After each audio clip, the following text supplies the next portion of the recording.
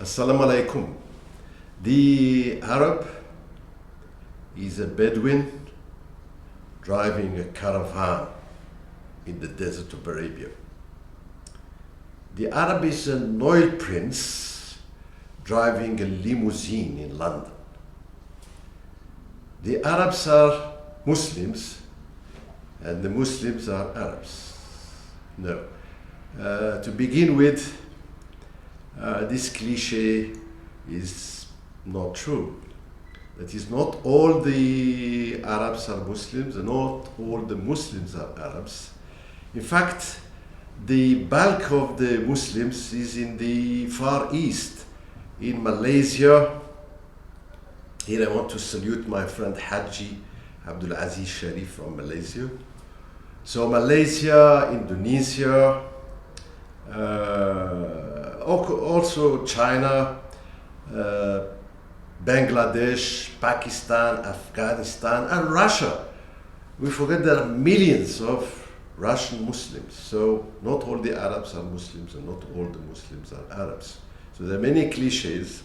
And to clear them, we will use this book, inshallah, just randomly and very rapidly going through its pages. So for instance, on page 7, you read, to understand the present of the Arabs, we must go back in their history. It can indeed shed some light, as great Ibn Khaldun, the Tunisian philosopher, stated. Quote, "The future resembles the past more than water resembles water." Unquote. Beautiful. To study the history of a people, it is also necessary to start with their geography, their nature. A geography determines their behavior. So remember the desert of Arabia. Now, on page 11, we find someone called Tarafa ibn al-Abd. That is a great poet. He's considered as the greatest poet of the 7th Odes, al-Mu'allaqat Saba. Some critics judge him to be the greatest of the pre-Islamic poets, if not the greatest Arab poet. So here is a contrast between the harshness of the desert nature and the beauty of the rhymes of poetry. Right, and then obviously there's a close link between Islam and Arabic. Most historical sources begin the history of the Arabs from 610 AD with the beginning of Islam, and for a good reason. Islam was the catalyst for the biggest expansion of the Arabs in history. It came from India to southern Spain, Andalusia. Okay, talking about Islam, obviously you have to talk about its prophet, Prophet Muhammad. So on page 23, you read something like, historians are puzzled by the sweeping conquests of Islam in the 6th and 7th century. The reasons suggested are many. The Bedouin Arabs are restless people. They liked anarchy and had no... Okay, anarchy, that's true. This is one of the proofs of the Prophet Muhammad. He could unite the Arabs, although they never liked any organization, to tell the truth. And now, the most important thing of Islam is, of course, the Quran. Okay, the Quran was revealed to Prophet Muhammad piecemeal in 20 years. He was in a state of trance when receiving the divine message from Gabriel. When Muhammad returned to normal, he read it to his companions. Each verse was linked to a specific situation in the life of the Prophet, who fixed even the order of the verses.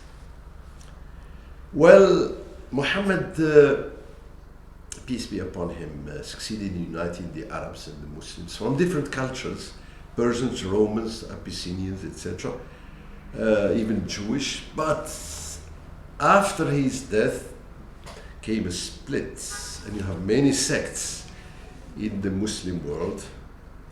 You have, okay, on page 43, some of them are the Murji'a, the Shia, the Khariji, the Mu'tazilite, the Wahhabi, the Ash'ari, etc., etc., etc.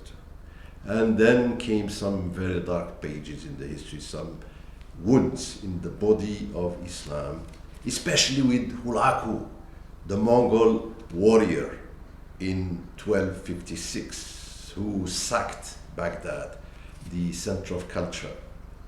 Another wound is the Crusades, were started in the 11th century. And finally, the Six-Day War, but broke the hearts of the Arabs. But let me just move to language. I promised yesterday to tell you something about the Arabic language, because some people simplify. Who is an Arab?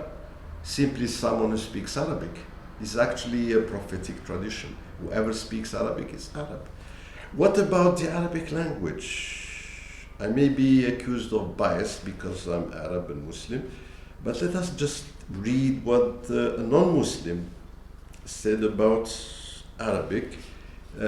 Professor Bernard Comrie of the University of California, quote, "The Arabic language is already studied intensively as the language of a major culture and a major religion. Here, I want to adopt a narrower perspective to show even those linguists who do not yet share such broader cultural perspective on Arabic studies, that the Arabic language has much to offer them," end quote, Mr. Comrie. Well, yesterday I promised to talk about concatenative, non-concatenative. This is a very barbarian word, but let's just simplify it. Concatenation means just a chaining of words, like when you say, "She was married." 4 words.